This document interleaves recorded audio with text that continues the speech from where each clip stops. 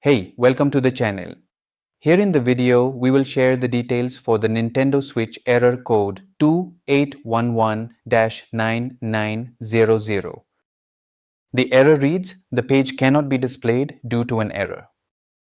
Before we proceed, I want to let you know that this is my AI avatar and some of the visuals in the video are also generated using AI. However, all the information shared has been manually researched by me.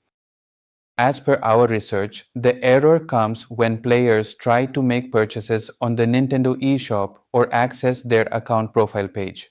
Some players reported that after buying a game, the money was debited from their bank account, but the purchase did not appear on their console.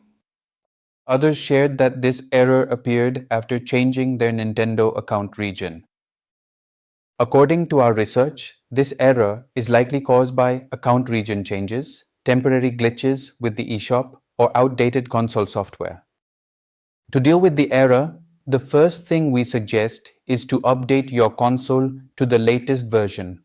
Once updated, check if the error still comes. If the error still comes, then close the eShop completely and try visiting the profile page again.